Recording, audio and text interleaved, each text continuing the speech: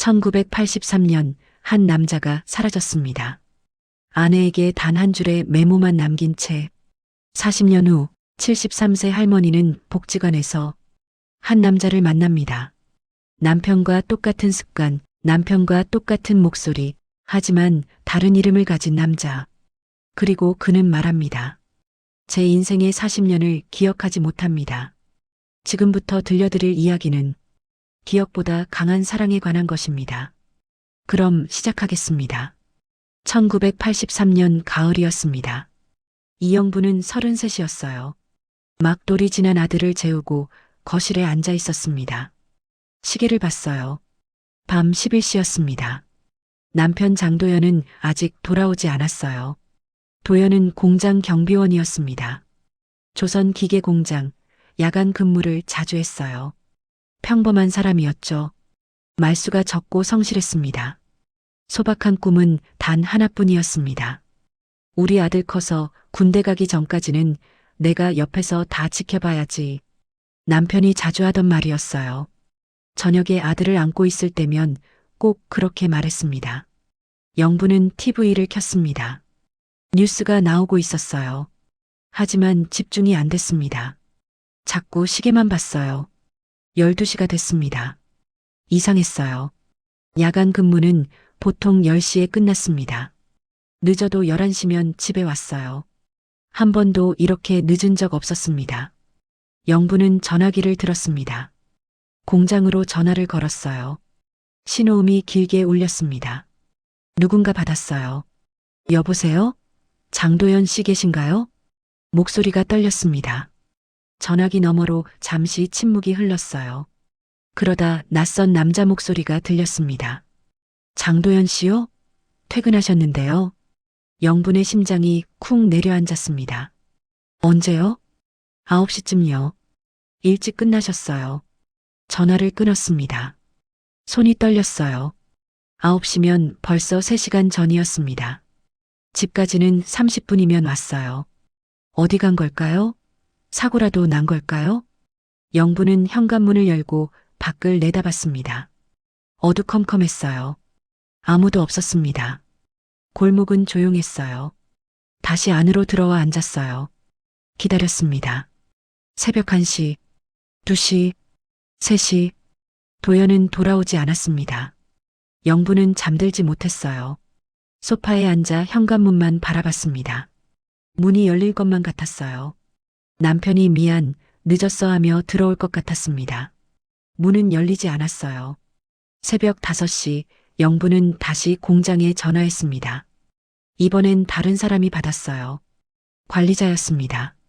장도연 씨요? 어젯밤 근무 중에 잠깐 외출하셨다는데 그 후로 연락이 안 되네요. 외출이요? 네. 급한 일이 있다고 하셨대요. 무슨 일인데요? 글쎄요. 저희도 잘 모르겠습니다. 동료가 그렇게 들었다고만 하더라고요. 영부는 경찰서로 달려갔습니다. 실종 신고를 했어요. 경찰은 서류를 작성하며 물었습니다. 최근에 부부 싸움 같은 거 없으셨어요? 없었어요. 한 번도. 빚은요? 돈 문제 있으셨나요? 없어요. 우린 가난하지만 빚은 없어요. 경찰이 고개를 끄덕였습니다. 시큰둥한 표정이었어요. 자발적 가출일 수도 있습니다. 남자들 그럴 때 있어요. 며칠 기다려보세요. 돌아올 겁니다. 영부는 고개를 저었어요. 아니에요. 그 사람은 절대 그럴 사람이 아니에요. 하지만 경찰은 믿지 않는 표정이었습니다. 그저 서류를 정리할 뿐이었어요. 집으로 돌아온 영부는 남편의 옷장을 열었어요. 작업복을 꺼냈습니다. 주머니를 뒤졌죠. 혹시 단서가 있을까 싶어서요. 그때 뭔가 만져졌습니다. 작은 종이 한 장이었어요. 구겨진 메모였습니다. 펼쳤습니다. 손글씨로 적혀 있었어요. 미안하다. 기억해라. 영부는 숨을 멈췄습니다. 무슨 뜻이었을까요? 왜 미안하다는 걸까요? 무엇을 기억하라는 걸까요? 종이를 쥔 손이 떨렸습니다. 가슴이 답답했어요. 영부는 아들 방으로 갔어요. 아기는 쿨쿨 자고 있었습니다. 평화로운 얼굴이었어요. 아무것도 모르는 얼굴이었습니다. 영부는 아들의 머리를 쓰다듬으며 울었습니다. 왜 돌아오지 않는 걸까요? 왜 이런 메모를 남긴 걸까요? 창밖으로 해가 떠오르고 있었습니다. 새로운 날이 밝았어요. 하지만 남편은 없었습니다. 일주일이 지났습니다. 한 달이 지났어요. 영부는 매일 경찰서에 갔습니다. 매일 공장에 전화했어요. 동료들을 찾아다녔습니다. 하지만 아무 소식도 없었습니다. 친구들이 위로했어요. 원래 말도 없고 생각 깊은 사람이었잖아. 어디 혼자 있고 싶었나 봐. 돌아올 거야. 영부는 고개를 저었습니다. 아니야. 그 사람은 가족을 버릴 사람이 아니야. 절대 아니야. 하지만 시간이 흐를수록 사람들은 관심을 잃었어요. 영분만 혼자 남편을 찾았습니다. 1년이 지났습니다. 아들은 두 돌을 맞았어요. 걷기 시작했습니다. 말도 조금씩 했어요. 하지만 아빠를 찾지 않았습니다. 기억하지 못했어요. 영부는 식당에서 일하기 시작했습니다. 설거지와 청소를 했어요. 돈을 벌어야 했으니까요. 아들을 키워야 했으니까요. 하지만 매일 밤 그 메모를 꺼내봤어요. 미안하다. 기억해라. 무엇을 기억하라는 걸까요? 영부는 알 수 없었습니다. 하지만 한 가지는 확신했어요. 남편은 분명 살아있을 거라고, 어딘가에 있을 거라고, 반드시 찾을 거라고. 창밖으로 겨울이 오고 있었습니다. 첫눈이 내렸어요. 영부는 창문에 손을 댔습니다. 차가웠어요. 눈물이 흘렀습니다. 도연아, 어디 있어? 왜 돌아오지 않아? 대답은 없었습니다. 그날 밤 영부는 꿈을 꿨어요. 도연이 어두운 곳에 서 있었습니다. 뒤를 돌아보며 손을 내저었어요. 찾지 마. 위험해.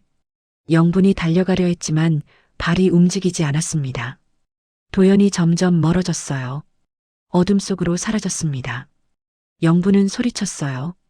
도연아. 그 순간 눈을 떴습니다. 온몸이 땀에 젖어 있었어요. 새벽이었습니다. 창밖은 여전히 어두웠어요. 영부는 일어나 거실로 나왔습니다. 아들이 작은 이불을 덮고 자고 있었어요. 평화로운 얼굴이었습니다. 영부는 아들을 바라보며 다짐했어요. 반드시 찾을 거야. 아빠를 찾을 거야. 포기하지 않을 거야. 시간이 흘렀습니다. 10년이 지났어요. 20년, 30년. 하지만 남편은 돌아오지 않았습니다. 영부는 포기하지 않았어요. 틈틈이 찾았습니다. 단서를 모았어요. 옛 동료들을 수소문했습니다. 하지만 진실은 여전히 멀었습니다. 가족들은 말했어요. 언니, 이제 그만해.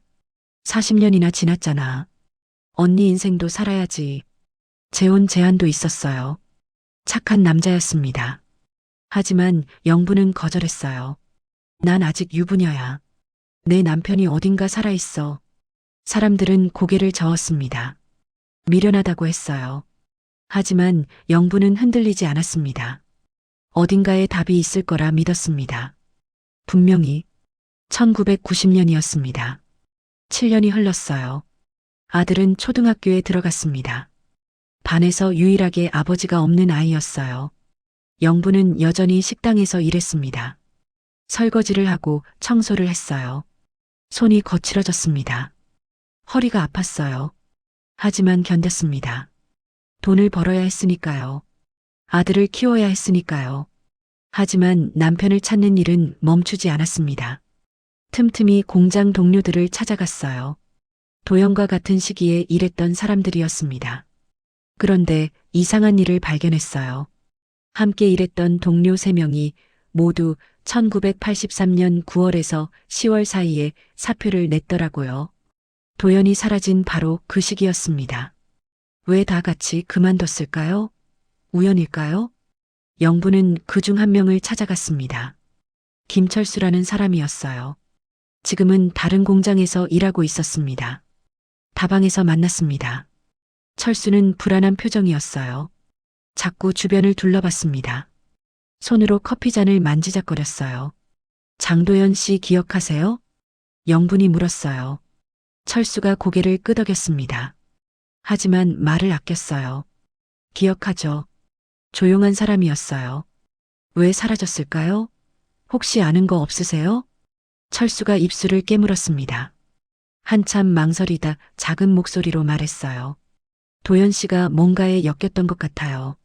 뭐요? 무슨 얘기예요? 잘 모르겠어요. 하지만 사라지기 며칠 전에 이상하더라고요. 자꾸 뒤를 돌아보고 누군가를 경계하는 것처럼 혼자 CCTV 모니터실에 있을 때도 있었고요. 더 말해주세요. 제발. 철수가 고개를 저었습니다. 얼굴이 창백해졌어요. 더는 모르겠어요. 정말. 그리고 더 파지 마세요.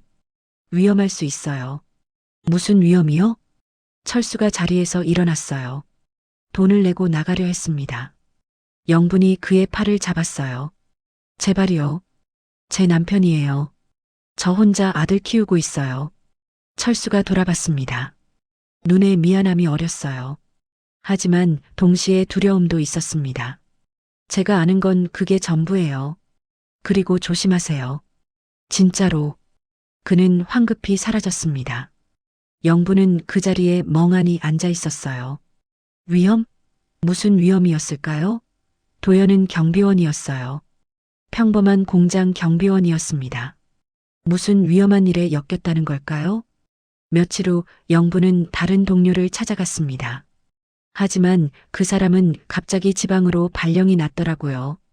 부산이었습니다. 왜 갑자기? 세 번째 동료는 연락이 닿지 않았습니다. 전화번호도 바뀌었고 집도 이사 갔어요. 이상했어요. 너무 이상했습니다. 마치 누군가 입을 막은 것처럼요. 영부는 공장 인사팀을 찾아갔어요. 남편 인사 기록 좀 볼 수 있을까요? 1983년 기록이요. 담당자가 서류를 뒤적였습니다. 그러다 고개를 갸웃했어요. 이상하네요. 장도연 씨 파일이 없어요. 없다고요? 어떻게 없어요? 삭제됐나 봐요. 아니면 폐기됐거나요. 영부는 답답했습니다. 왜 삭제됐어요? 다른 사람 기록은 다 있잖아요. 담당자가 난처한 표정을 지었어요. 잘 모르겠네요. 오래된 파일이라 정리됐을 수도 있고요. 죄송합니다. 그럴 리 없었어요. 같은 시기 입사한 사람들 기록은 다 있었으니까요. 유독 도연 것만 없었습니다. 영부는 주민센터에도 갔습니다. 남편의 주민등록 기록을 확인하려 했어요. 담당 공무원이 서류를 꺼냈습니다. 그런데 이상했어요. 일부 내용이 흐릿하게 지워져 있었습니다. 마치 의도적으로 지운 것처럼요. 잉크가 번진 것도 아니고 물에 젖은 것도 아니었어요. 깔끔하게 지워져 있었습니다. 이게 뭐예요? 왜 이렇게 돼 있어요? 공무원도 당황했습니다. 잘 모르겠네요. 원래 이렇게 돼 있어요. 이런 경우는 처음 보는데요. 영부는 서류를 들여다봤습니다. 군 복무 기록 부분이 흐릿했어요. 특정 날짜들이 지워져 있었습니다. 복무 기간, 소속 부대, 그런 것들이요. 왜 지워진 걸까요? 집으로 돌아온 영부는 침대에 누웠어요. 천장을 바라봤습니다. 뭔가 이상했어요. 너무 많은 것이 지워지고 있었습니다. 동료들은 입을 다물었고 인사 기록은 사라졌고 주민등록도 지워졌어요. 마치 누군가가 남편의 존재 자체를 지우려는 것 같았습니다. 왜일까요? 남편이 뭘 했길래? 경비원이 무슨 일을 했길래? 영부는 메모를 다시 꺼냈습니다. 미안하다. 기억해라. 손끝이 떨렸습니다. 무엇을 기억하라는 걸까요? 무엇을 알았던 걸까요? 그날 밤 영부는 또 꿈을 꿨어요. 어두운 공장이었습니다. 도연이 서 있었어요. 손에 뭔가를 들고 있었습니다. 서류 뭉치 같았어요. 뒤를 돌아보며 손짓했습니다. 영분아, 찾지 마. 위험해. 나 때문에 너까지. 영분이 달려가려 했어요. 하지만 발이 움직이지 않았습니다. 도연이 점점 멀어졌어요. 어둠 속으로 사라졌습니다. 그리고 비명소리가 들렸어요. 영분은 소리쳤어요. 도연아. 그 순간 눈을 떴습니다. 새벽 3시였어요. 땀에 젖어 있었습니다. 창밖은 여전히 어두웠어요. 빗소리가 들렸습니다. 영부는 일어나 거실로 나왔습니다. 창문을 열었어요. 차가운 바람이 들어왔습니다. 혼자 중얼거렸어요. 도연아, 넌 뭘 알았던 거야? 무슨 일에 엮인 거야? 대답은 없었습니다. 빗소리만 들렸어요. 며칠 후 이상한 일이 일어났습니다. 영분이 시장에서 장을 보고 집으로 돌아오는 길이었어요. 누군가 뒤를 따라오는 것 같았습니다. 돌아봤어요. 아무도 없었습니다. 하지만 기분이 이상했어요. 골목으로 들어섰습니다. 다시 발소리가 들렸어요. 영부는 빠르게 걸었습니다. 뛰었어요. 집에 도착해 문을 잠갔습니다. 숨이 찼어요. 그날 밤 전화가 왔습니다. 받았어요. 여보세요? 침묵이 흘렀습니다. 숨소리만 들렸어요. 누구세요? 낯선 남자 목소리가 들렸습니다. 그 사람 찾지 마십시오. 뭐라고요? 이미 죽은 사람이에요. 그냥 잊으세요. 당신을 위해서입니다. 전화가 끊겼습니다. 영부는 수화기를 쥔 채 얼어붙었어요. 손이 떨렸습니다. 누구였을까요? 왜 전화를 한 걸까요? 그날 밤 잠을 이룰 수 없었습니다. 도현, 넌 도대체 무엇을 알았던 거야? 시간이 흘렀습니다. 10년, 20년, 30년. 영부는 포기하지 않았어요. 하지만 진실은 여전히 멀었습니다. 그리고 2023년이 왔습니다. 2023년 봄이었습니다. 이영부는 73이었어요. 머리는 하얗게 샜고 허리가 굽었습니다. 주름이 깊어졌어요. 아들은 장성에 직장을 다녔습니다. 손녀도 태어났어요. 평범한 일상이었죠. 하지만 영분의 가슴 한쪽은 여전히 비어 있었습니다. 어느 날 시장에서 장을 보고 있었어요. 누군가 다가와 전단지를 건넸습니다. 복지관에서 노년 글쓰기 교실 하는데 오세요. 무료예요. 함께 추억도 나누고 친구도 만들어요. 영부는 전단지를 받았습니다. 집에 돌아와 생각했어요. 뭐라도 해볼까? 혼자 있으면 자꾸 옛 생각만 났으니까요. 도연 생각만 났습니다. 다음 주 화요일 영부는 복지관으로 갔습니다. 3층 작은 교실이었어요. 어르신 6명이 앉아 계셨습니다. 다들 70대 전후였어요. 영분도 자리에 앉았어요. 강사가 들어왔습니다. 젊은 여자 선생님이었어요. 30 초반쯤 돼 보였습니다. 안녕하세요. 오늘부터 함께 글을 써볼 거예요. 어렵지 않아요. 편하게 생각나는 대로 쓰시면 돼요. 강사가 출석을 불렀습니다. 이영부님? 네. 박순자님? 네. 백승호님? 잠시 침묵이 흘렀어요. 백승호님 안 오셨나? 그때 문이 열렸습니다. 늦어서 죄송합니다. 남자 한 분이 들어왔어요. 영부는 고개를 들었습니다. 그 순간 심장이 멈췄습니다. 남자는 70대 중반쯤 돼 보였어요. 흰 머리에 주름이 깊었습니다. 허리가 약간 굽어 있었어요. 회색 재킷을 입고 있었습니다. 하지만 뭔가 익숙했습니다. 걸음걸이, 어깨 라인, 고개를 숙이는 각도. 영부는 숨을 참았어요. 남자가 자리에 앉았습니다. 영분에서 3자리 떨어진 곳이었어요. 수업이 시작됐습니다. 강사가 말했어요. 오늘은 서로 파트너가 돼서 인생 이야기를 나눠보세요. 짧게라도 좋아요. 서로 알아가는 시간이에요. 사람들이 짝을 찾기 시작했어요. 영부는 움직이지 못했습니다. 그 남자만 바라봤어요. 남자는 노트를 펼치고 있었습니다. 그런데 자꾸 왼손을 내려다봤어요. 손등을 만지작거렸습니다. 마치 그 손이 낯선 것처럼요. 강사가 다가왔습니다. 영부님, 저분이랑 짝하시겠어요?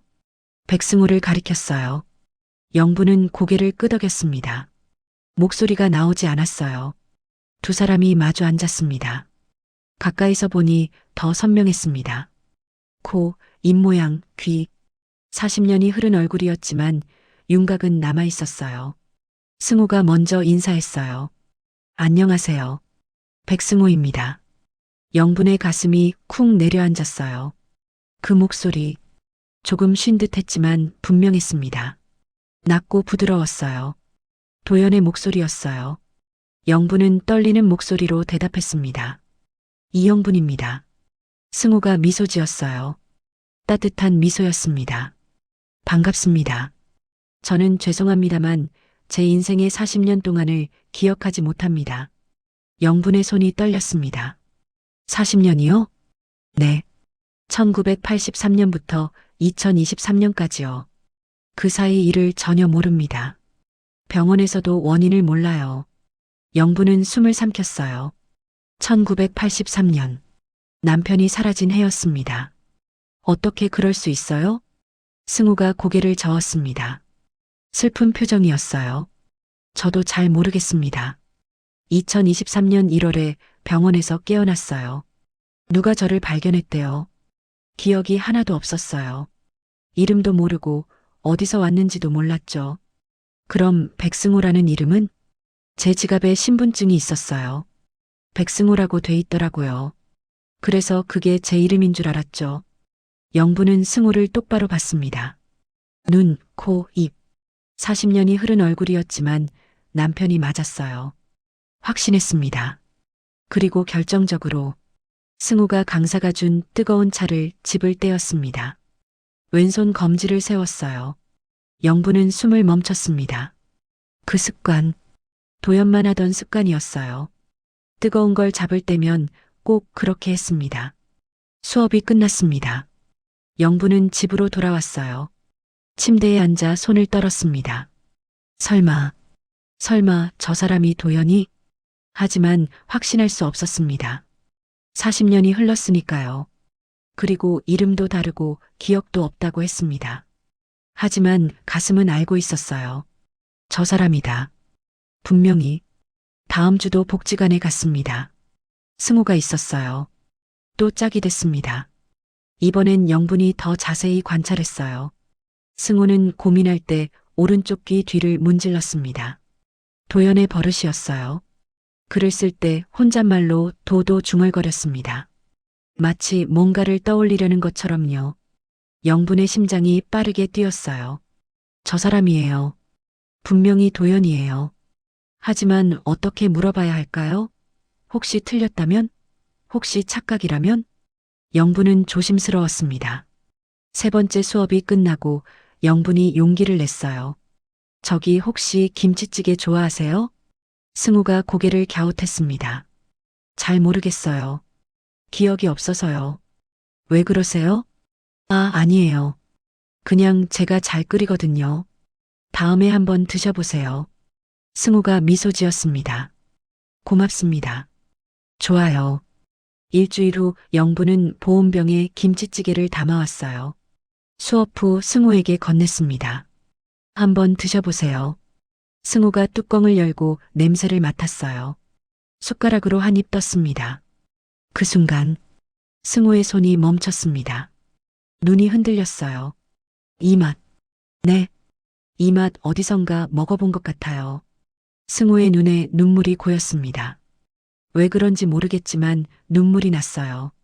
영부는 가슴이 뛰었습니다. 도연이 제일 좋아했던 음식이 김치찌개였어요. 영분이 끓여주던 김치찌개였습니다.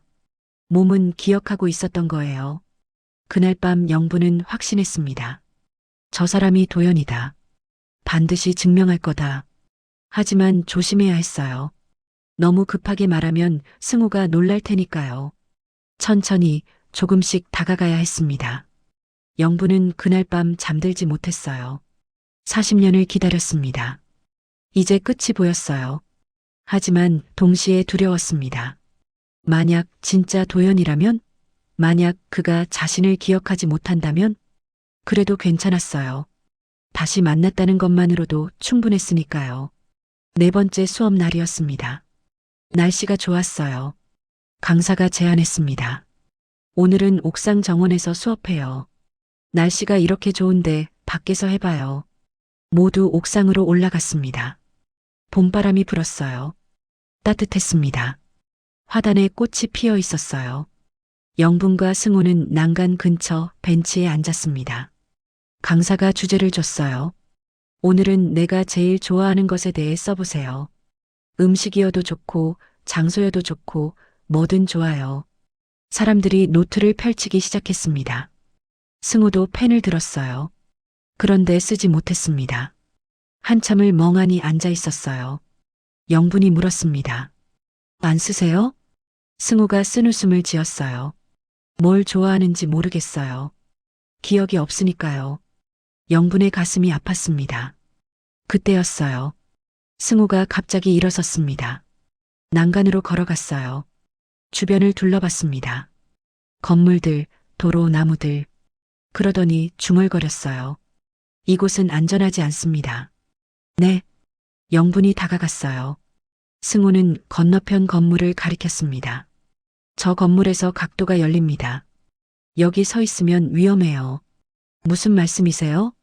승우가 당황한 표정을 지었어요. 자신도 왜 그런 말을 했는지 모르겠다는 얼굴이었습니다. 죄송해요. 이상한 말을 했네요. 저도 모르게 그냥 습관처럼 나온 것 같아요. 습관이요? 네. 자꾸 이런 생각이 들어요. 안전한지, 위험한지, 누가 감시하는지, 왜 그런지 모르겠어요. 영부는 승우를 빤히 봤습니다. 평범한 노인이 할 생각이 아니었어요. 경비, 감시, 각도, 이런 단어들은 훈련받은 사람이 하는 생각이었습니다. 그때 바람이 세게 불었습니다. 화분 하나가 넘어졌어요. 영분 쪽으로 굴러왔습니다. 영분이 비틀거렸어요. 난간 쪽으로요. 순간 승우가 움직였습니다. 재빠르게 영분의 손목을 잡았어요. 꽉 잡았습니다. 힘이 있었어요. 70대 노인의 힘이 아니었습니다. 놀라지 마십시오. 그 손, 그 힘, 그 속도, 영분은 온몸이 얼어붙었습니다. 40년 전 그 감촉이었어요. 도연의 손이었습니다. 도연이 자신을 지킬 때의 그 손이었어요. 승우가 당황해 손을 뗐어요. 죄송합니다. 너무 세게 잡았나요? 습관이에요. 아주 오래된 습관인 것 같아요. 영부는 대답하지 못했습니다. 눈물이 날 것 같았어요. 손목을 만졌습니다. 아직도 그 온기가 남아 있었어요. 수업이 끝나고 영부는 집으로 돌아왔습니다. 서랍을 열었어요. 40년 동안 간직한 메모를 꺼냈습니다. 미안하다. 기억해라. 떨리는 손으로 메모를 쥐었어요. 이제 보여줘야 할 때였습니다. 다음 주 수업날 영부는 결심했습니다. 물어봐야 했어요. 확인해야 했습니다. 수업 후 승우에게 다가갔어요. 저기 실례지만 잠깐 얘기 좀 할 수 있을까요? 승우가 고개를 끄덕였습니다. 네, 괜찮아요. 두 사람은 복지관 1층 로비 벤치에 앉았습니다. 조용한 구석이었어요. 영부는 가방에서 메모를 꺼냈습니다. 조심스럽게 승우에게 보여줬어요. 이 글씨체 혹시 본 적 있으세요? 승우가 메모를 받아들었습니다. 미안하다. 기억해라. 그 순간 승우의 얼굴이 하얗게 변했어요. 손이 떨리기 시작했습니다. 심하게 떨렸어요. 이건 승우는 머리를 감쌌습니다. 얼굴을 찡그렸어요. 어디서 본 적이 있어요. 분명히 이 글씨 제 글씨 같아요. 영분의 눈이 커졌습니다. 정말요? 승우는 메모를 들고 멍하니 바라봤습니다. 손이 계속 떨렸어요. 머리가 아파요. 뭔가 떠오르려는데 안 떠올라요. 천천히 해요. 괜찮아요. 영분이 그의 어깨를 잡았습니다. 승우는 눈을 감았어요. 숨을 깊이 들이마셨습니다. 한참 후 눈을 떴어요. 눈에 눈물이 고여 있었습니다. 꿈을 자주 꿔요. 무슨 꿈이요? 어두운 곳이에요.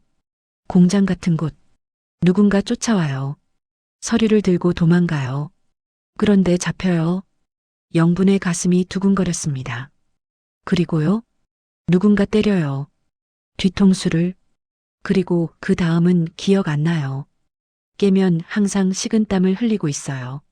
승우가 영분을 봤습니다. 이게 뭐예요? 이 메모는 뭐고 왜 제가 이걸 알아보는 거예요? 영분은 눈물을 참으며 말했습니다. 천천히 얘기할게요. 놀라지 마세요. 승우가 고개를 끄덕였어요.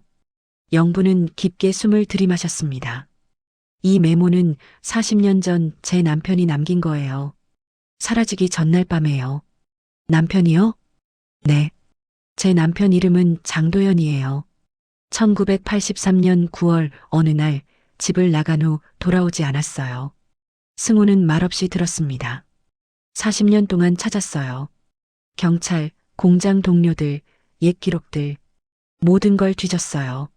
하지만 흔적이 다 지워져 있었어요. 영분의 목소리가 떨렸습니다. 그리고 당신을 만났어요. 저요?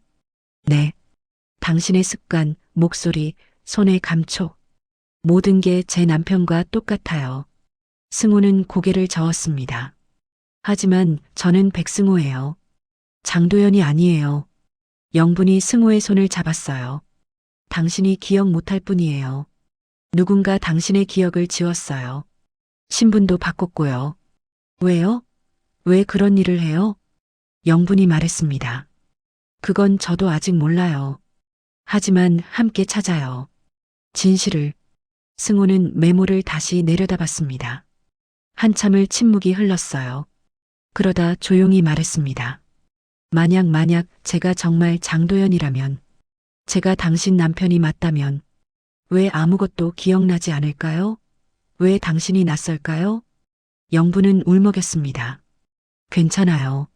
천천히 찾아가면 돼요. 승우가 고개를 들었어요. 눈에 눈물이 고여 있었습니다. 무서워요. 진실이 무서워요. 영분이 승우를 꼭 안았습니다. 괜찮아요. 내가 옆에 있어요. 두 사람은 한참을 그렇게 있었어요. 복지관 로비는 조용했습니다. 시계 소리만 들렸어요. 그날 밤 승우는 집에서 쓰러졌습니다. 악몽이었어요. 더 선명한 악몽이었습니다.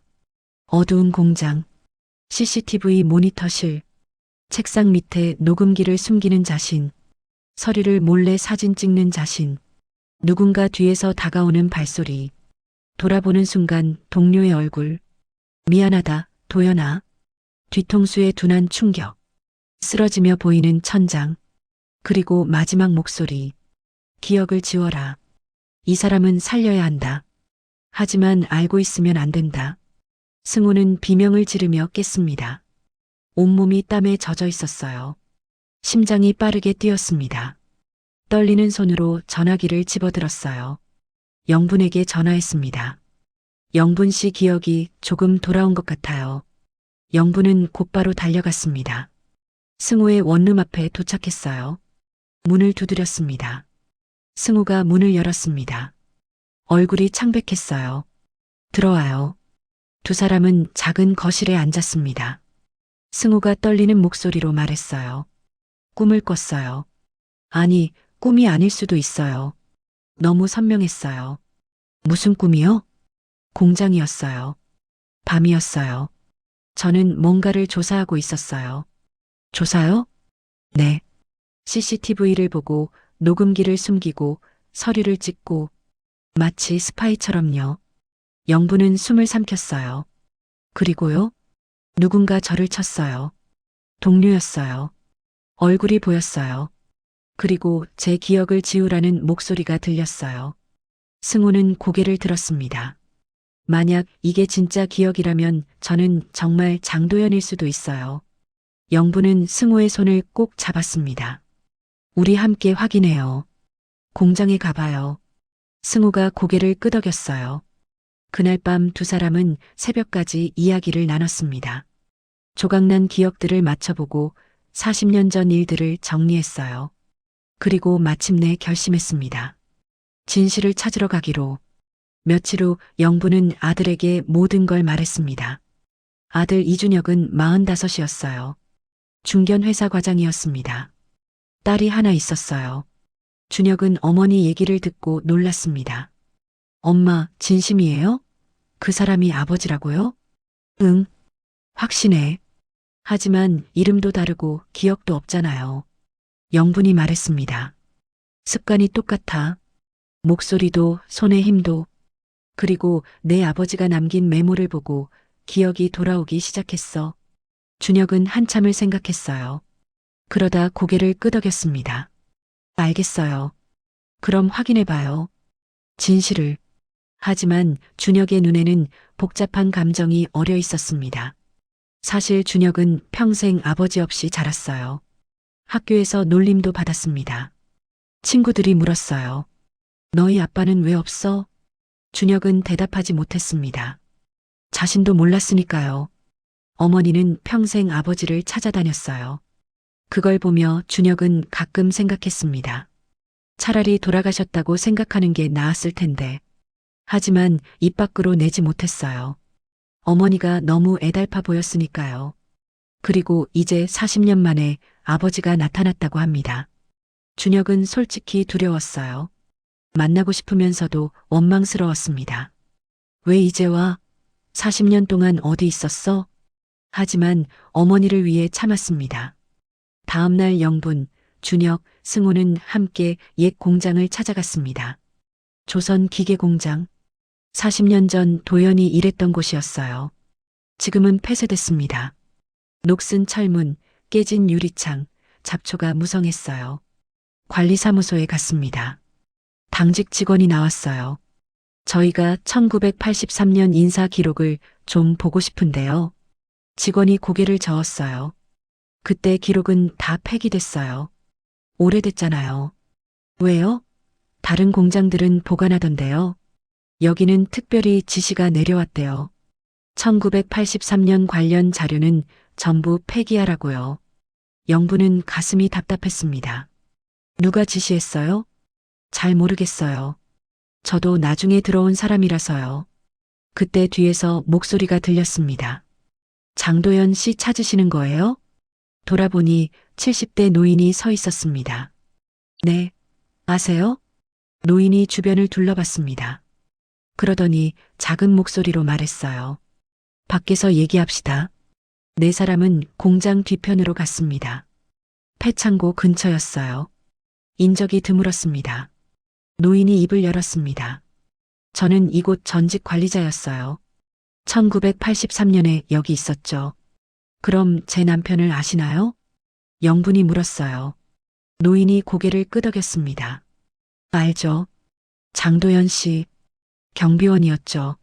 하지만 노인이 잠시 망설였습니다. 하지만 단순한 경비원은 아니었어요. 무슨 뜻이에요? 노인은 한숨을 쉬었어요. 당시 이 공장에 문제가 있었어요. 내부 비리였죠. 일부 간부들이 외부 조직과 결탁해서 불법 거래를 했어요. 부품을 빼돌리고 장부를 조작하고 노인이 계속 말했습니다. 그걸 조사하기 위해 어떤 기관에서 사람을 보냈어요. 비공식으로요. 경비원으로 위장해서요. 그 사람이 장도연 씨였어요. 영부는 숨이 멎을 것 같았습니다. 준혁이 물었어요. 어떤 기관이요? 노인이 고개를 저었습니다. 정확히는 몰라요. 하지만 정부 쪽이었을 거예요. 아마 공안이나 그쪽. 승우가 말했습니다. 그럼 저는 조사관이었던 거예요? 노인이 승우를 봤습니다. 눈을 크게 떴어요. 당신이 장도연 씨예요? 승우가 고개를 끄덕였습니다. 기억은 없지만 아마도요. 노인은 놀란 표정으로 승우를 바라봤습니다. 살아계셨군요. 정말 살아계셨어. 무슨 일이 있었어요? 노인이 말했습니다. 장도연 씨가 증거를 잡았어요. 결정적인 증거를요. 사진, 녹음, 서류 사본. 모든 걸 확보했죠. 그리고요. 노인의 얼굴이 어두워졌습니다. 그날 밤 9월 23일 밤이었어요. 장도연 씨가 증거를 들고 나가려 했어요. 상부에 보고하려고요. 하지만 누군가 알고 있었어요. 내부에 배신자가 있었던 거죠. 누구요? 노인이 고개를 저었습니다. 정확히는 몰라요. 하지만 같은 경비원 중 하나였을 거예요. 그날 밤 장도연 씨가 사라졌고 다음 날 동료 한 명도 사표를 냈어요. 영분이 물었습니다. 그럼 남편은 죽은 건가요? 노인이 고개를 저었습니다. 아니요. 살아는 있었어요. 제가 나중에 들은 얘기로는요. 살아 있었다고요? 네. 하지만 기억을 지운 상태로요. 영부는 눈물이 났습니다. 왜요? 왜 기억을 지워요? 노인이 조심스럽게 말했습니다. 보호하기 위해서였대요. 장도연 씨가 알고 있던 정보가 너무 위험했어요. 관련된 사람들이 많았고 일부는 고위층이었대요. 그래서 살리되 기억은 지우고 신분을 바꿔서 다른 곳에 보냈다는 거예요. 준혁이 물었습니다. 그럼 우리 가족은요? 엄마와 저는요? 노인이 슬픈 표정을 지었습니다. 희생이었죠. 가족을 지키기 위한. 장도연 씨가 살아있다는 게 알려지면 가족도 위험했을 테니까요. 영부는 주저앉을 뻔했습니다. 준혁이 부축했어요. 그럼 40년 동안 살아있었던 거예요? 어딘가에서요? 네. 아마도요. 영부는 울었습니다. 40년. 40년 동안 남편은 살아있었습니다. 기억을 잃은 채로 노인이 말했습니다. 더 이상은 제가 아는 게 없어요. 그리고 조심하세요. 아직도 관련된 사람들이 있을 수 있어요. 노인은 떠났습니다. 네 사람은 폐창고 앞에 남았어요. 승우가 창고를 바라봤습니다. 떨리는 손으로 문을 열었어요.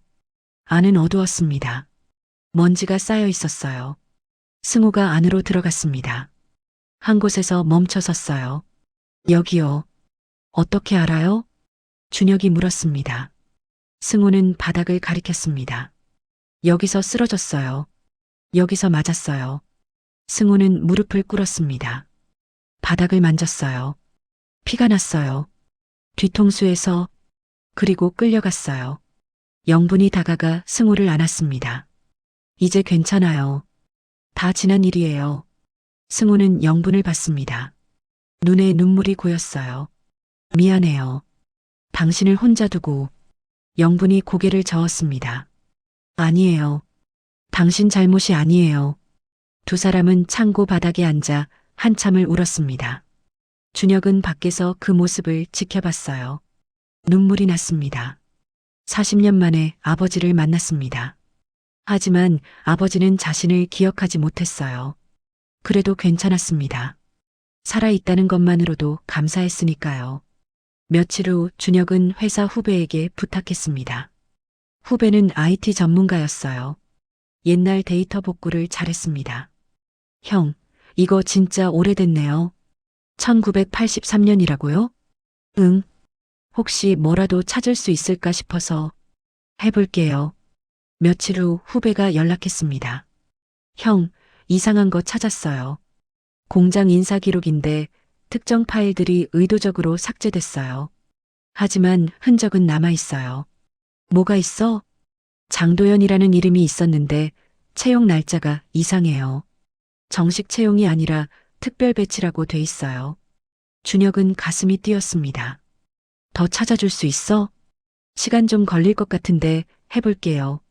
일주일 후 후배는 더 많은 정보를 찾았습니다.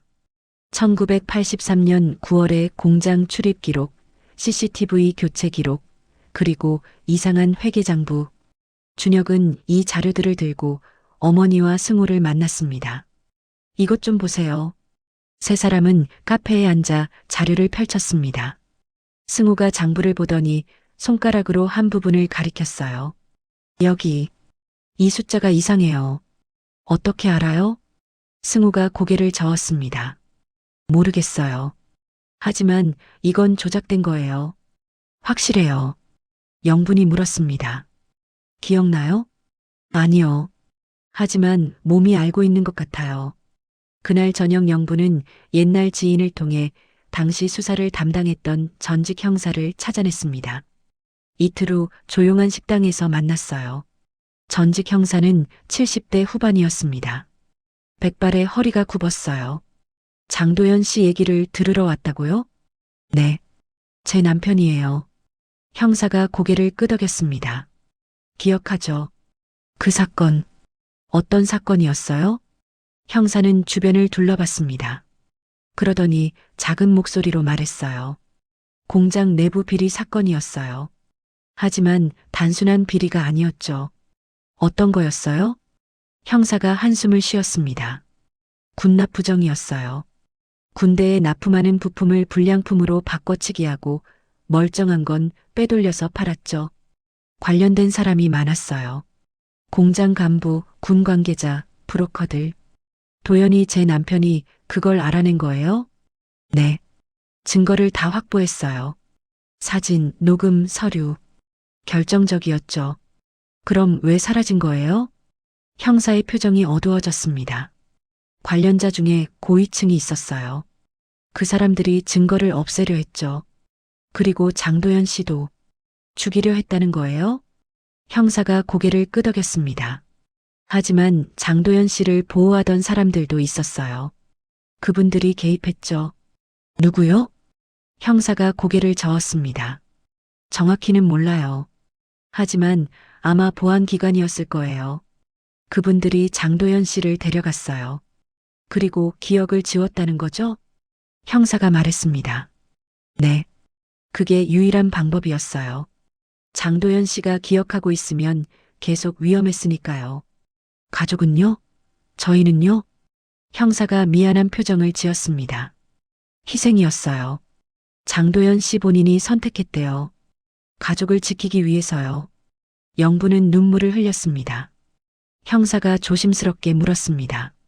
지금 장도연 씨는 어디 계세요? 영분이 대답했습니다.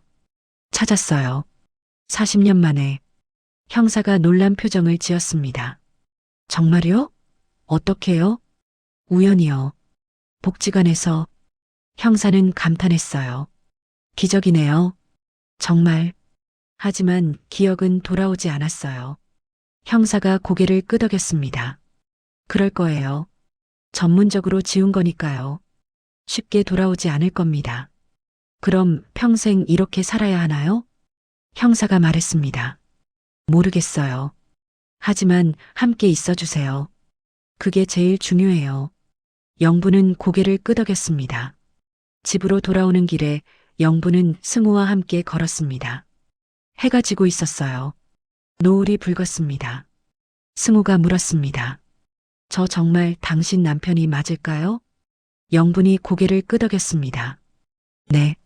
확실해요. 하지만 저는 아무것도 기억 못해요. 당신도 아들도 과거도. 영분이 승우의 손을 잡았습니다. 괜찮아요. 천천히 찾아가면 돼요. 승우는 고개를 숙였습니다. 미안해요. 당신은 40년을 기다렸는데 저는 아무것도 줄 수 없어요. 영분이 미소 지었습니다. 옆에 있는 것만으로도 충분해요.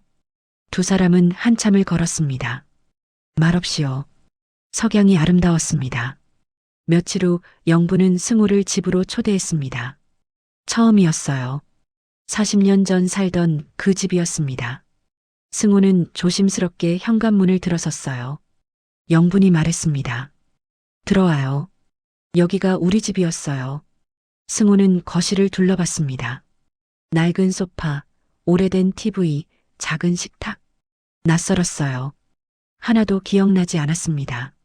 준혁이 나왔습니다. 승우를 봤어요. 두 사람은 마주 섰습니다. 아버지. 준혁의 목소리가 떨렸습니다. 승우는 준혁을 봤어요. 낯선 얼굴이었지만 가슴이 뜨거워졌습니다. 당신이 내 아들이에요? 네. 승우는 준혁에게 다가갔습니다. 손을 들어 얼굴을 만졌어요. 이렇게 컸구나. 준혁은 참고 있던 감정이 터졌습니다. 울기 시작했어요. 아버지 어디 있었어요? 왜 이제 와요? 목소리에 원망이 섞여 있었습니다. 준혁이 계속 말했습니다. 전 평생 아버지 없이 자랐어요. 초등학교 때 친구들이 놀렸어요. 너네 아빠는 가출했대? 라고요. 엄마는 평생 설거지하고 청소하며 저 키웠어요. 손이 얼마나 거칠어졌는지 알아요? 준혁은 울면서 말했습니다. 전 아버지를 원망했어요. 미워했어요. 왜 우릴 버리고 갔냐고요. 하지만 이제 알아요. 아버지도 피해자였다는 거. 선택의 여지가 없었다는 거. 그래도 서러워요. 40년이에요. 40년. 승우는 준혁을 끌어안았습니다. 미안해. 정말 미안해. 승우의 눈에서도 눈물이 흘렀습니다. 기억은 안 나지만 미안한 마음은 확실해. 정말 미안해. 두 사람은 한참을 안고 울었습니다. 영분도 울었어요. 40년 만에 부자 상봉이었습니다. 저녁을 함께 먹었습니다. 영분이 김치찌개를 끓였어요. 승우가 제일 좋아하던 음식이었습니다. 승우는 한 숟가락 떴어요. 맛을 봤습니다. 그 순간 눈을 감았어요. 이 맛이에요. 기억나요? 승우가 고개를 저었습니다. 기억은 안 나요. 하지만 몸이 알고 있어요. 이 맛을 좋아한다는 거. 영분이 미소 지었습니다. 매일 끓여줄게요. 식사 후 오래된 사진첩을 펼쳤습니다. 젊은 시절 도영과 영분, 결혼식 사진, 갓난아기 준혁. 승우는 사진을 하나하나 봤습니다. 이게 저예요? 네. 낯설어요. 마치 다른 사람 같아요. 영분이 말했습니다. 괜찮아요. 천천히 익숙해지면 돼요. 승우는 사진을 오래 들여다봤습니다. 행복해 보이네요. 사진 속 우리. 응. 행복했어요. 승우가 영분을 봤습니다. 지금은요? 지금도 행복할 수 있을까요? 영분이 승우의 손을 잡았습니다. 할 수 있어요. 함께라면요. 그날 밤 승우는 원룸으로 돌아갔습니다. 영분이 배웅했어요. 같이 살아요. 우리 집에. 승우가 고개를 저었습니다. 아직은 준비가 안 됐어요. 제가 누군지도 확실하지 않은데 어떻게 가족으로 들어가요? 천천히 하면 돼요. 승우가 말했습니다. 시간을 주세요. 제가 저를 받아들일 시간을요. 영분은 아쉬웠지만 이해했습니다. 알겠어요. 기다릴게요. 일주일 후 복지관 벤치에서 다시 만났습니다. 승우가 조용히 말했어요. 제가 당신을 사랑했나요? 영분이 고개를 끄덕였습니다. 네. 정말 많이요. 어떻게 알아요? 영분이 미소 지었습니다. 매일 말했거든요. 영분아, 사랑해라고요. 아침마다요. 승우의 눈에 눈물이 고였어요. 왜 기억이 안 날까요? 왜 감정이 안 느껴져요? 영분이 승우의 손을 잡았습니다. 괜찮아요. 새로 만들면 돼요. 추억을요. 승우는 영분을 봤어요. 당신은 40년을 기다렸는데 저는 아무것도 못 느껴요. 미안해요. 영분이 말했습니다. 미안해하지 마요. 옆에 있는 것만으로도 좋아요. 승우가 물었습니다. 정말요? 영분이 고개를 끄덕였습니다. 정말이요. 두 사람은 벤치에 앉아 석양을 봤습니다. 불완전한 재회였어요. 기억은 돌아오지 않았고 감정도 예전 같지 않았습니다. 하지만 함께 있었어요. 그것만으로도 의미가 있었습니다. 봄이 여름으로 바뀌고 있었습니다. 영분과 승우는 일주일에 서너 번 만났어요. 산책을 하고 이야기를 나눴습니다. 승우는 조금씩 변했어요. 영분의 얼굴을 보면 가슴이 따뜻해졌습니다. 이유는 모르겠지만 편안했어요. 어느 날 병원에 함께 갔습니다. 영분이 정기 검진을 받는 날이었어요. 승우가 동행했습니다. 진료실 밖에서 기다렸어요. 의사가 영분을 불렀습니다. 들어갔어요. 승우는 복도 의자에 앉아 창밖을 봤습니다. 왜 이렇게 마음이 조마조마할까? 왜 그녀가 건강하기를 바라는 걸까? 기억은 없지만 마음은 알고 있었어요. 이 사람이 소중하다는 것을요. 영분이 나왔습니다. 괜찮아요? 승우가 물었어요. 영분이 고개를 끄덕였습니다. 네. 괜찮대요. 다행이에요. 승우는 안도의 한숨을 쉬었어요. 두 사람은 병원 정원을 걸었어요. 여름 햇살이 따사로웠습니다. 꽃이 만발했어요. 승우가 입을 열었습니다. 영분 씨. 네. 제가 당신과 함께 살고 싶어요. 영분이 걸음을 멈췄습니다. 승우를 봤어요. 정말요? 승우가 고개를 끄덕였습니다. 기억은 완전히 돌아오지 않았어요. 감정도 예전 같지 않고요. 하지만 승우가 영분의 손을 잡았습니다. 확실히 알겠어요. 당신을 놓치면 안 되는 사람이었다는 걸요. 영분의 눈에 눈물이 고였습니다. 승우가 계속 말했어요. 기억나는 건 조각뿐이에요. 하지만 지금 이 순간은 선명해요. 당신이 소중하다는 것도요. 영분은 승우를 안았습니다. 도연아 고마워요.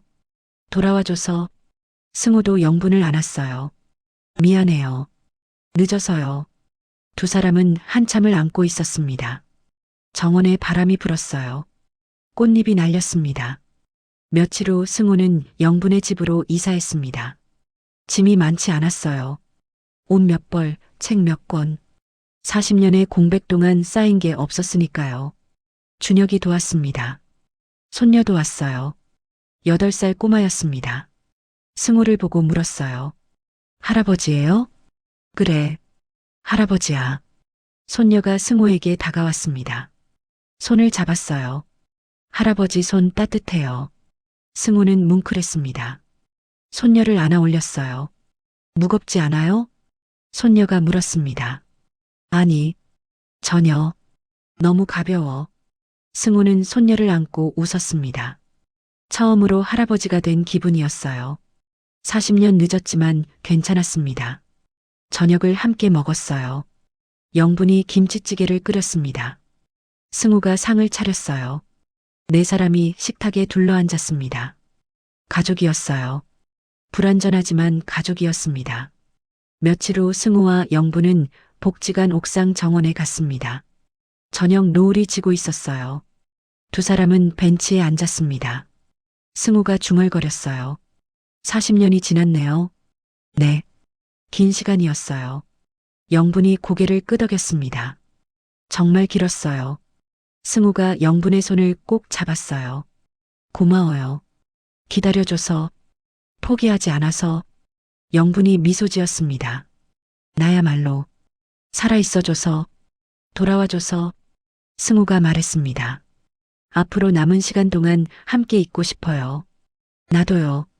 두 사람은 노을을 바라봤습니다. 세상 누구도 모르는 이야기였어요. 공작의 그림자 속에서 40년의 공백 끝에 드디어 다시 이어진 인연이었습니다. 기억이 완전하지 않아도 괜찮았어요. 지금 이 순간 함께 있다는 것만으로 충분했으니까요. 저 멀리 하늘이 붉게 물들고 있었습니다. 새들이 날아가고 있었어요. 영분과 승우는 손을 맞잡고 조용히 앉아 있었습니다. 영분이 말했습니다. 도연아, 이제 괜찮아. 우린 다시 만났잖아. 승우가 고개를 끄덕였어요. 네, 그걸로 충분해요. 두 사람은 미소 지었습니다.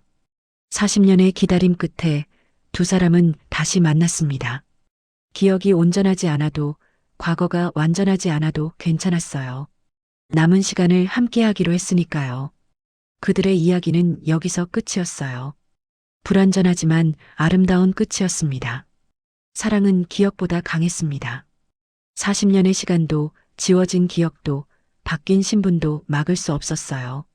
두 사람은 다시 만났고 다시 사랑하기 시작했습니다. 노을 속에서 손을 잡고 앉아있는 두 노인. 그것만으로 충분했습니다. 승우가 세상을 떠난 것은 봄이 오는 날이었습니다. 5년. 영분과 함께한 시간이었어요. 그날 아침도 평범했습니다. 영분이 김치찌개를 끓이고 승우는 식탁을 닦았어요. 준혁이 전화를 걸어왔습니다. 엄마, 아빠 좀 바꿔주세요. 승우가 받았어요. 준혁아. 응, 아빠야. 손녀, 잘 지내지? 다음 주에 보자. 아빠라는 단어가 자연스러웠습니다. 기억은 돌아오지 않았지만 마음은 이미 알고 있었으니까요. 점심을 먹고 낮잠을 잤습니다. 영분의 손을 잡은 채였어요. 2시간쯤 지났을까요? 영분이 깼습니다. 승우의 손이 차가웠어요. 도연아? 대답이 없었습니다. 승우는 평화로운 얼굴로 잠들어 있었습니다. 영분의 손을 꼭 쥔 채로요.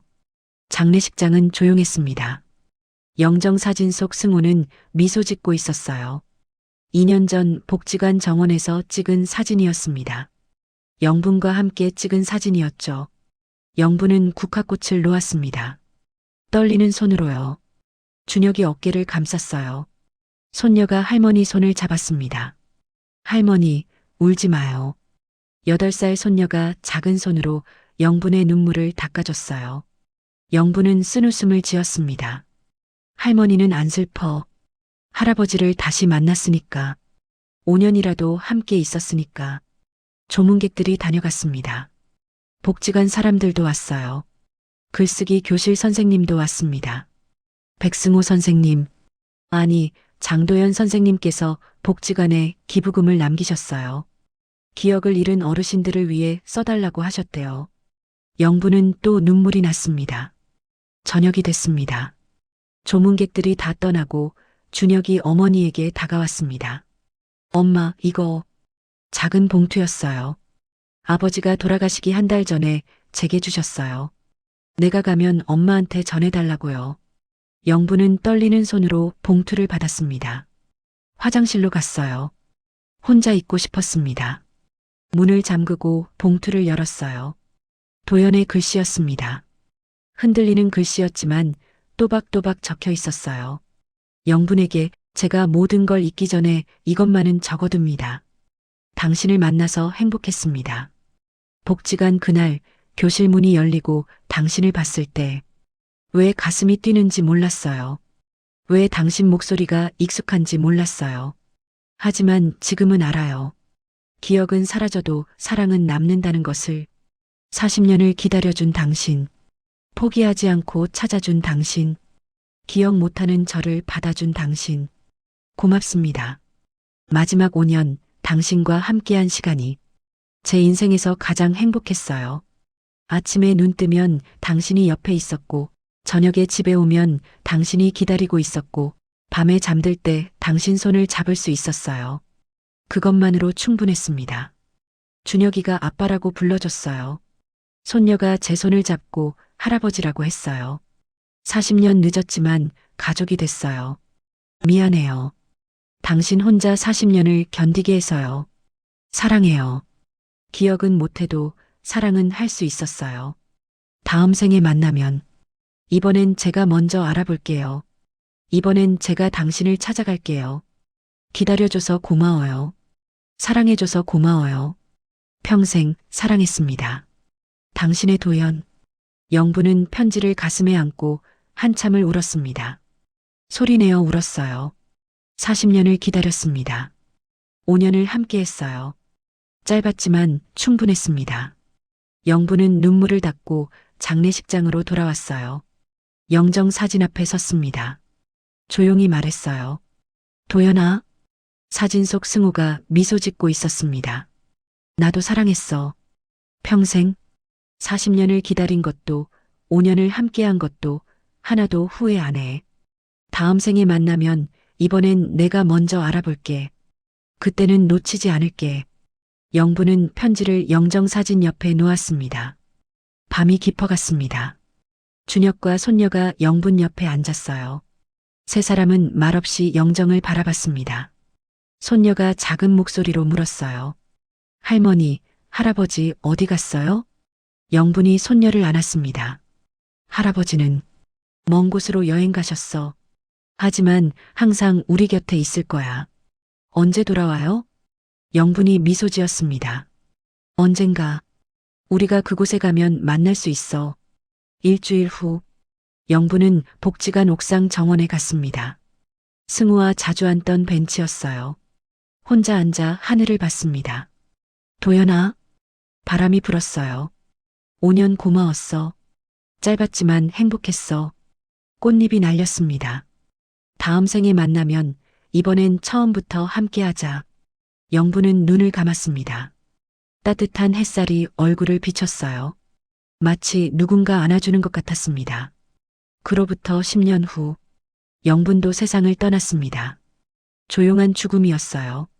잠결에 승우 사진을 가슴에 안고요. 준혁이 어머니 방을 정리하다가 일기장을 발견했습니다. 마지막 페이지에 이렇게 적혀 있었어요. 오늘도 도연이 꿈을 꿨다. 젊은 시절 우리였다. 결혼식 날 도연이 수줍게 웃으며 내 손을 잡았다. 꿈에서 내가 말했다. 이번 생은 놓쳤지만 다음엔 꼭 잡을게. 도연이 웃으며 대답했다. 나도. 이번엔 내가 먼저 찾아갈게. 우리는 약속했다. 다음 생에 다시 만나기로. 이번엔 놓치지 않기로.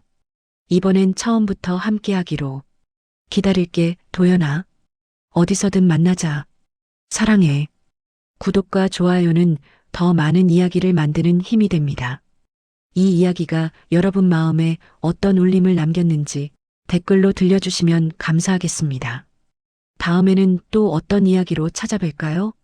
여러분이 듣고 싶은 이야기가 있다면 언제든 말씀해 주세요. 오늘도 사랑하는 사람들과 따뜻한 하루 보내시길 바랍니다. 감사합니다.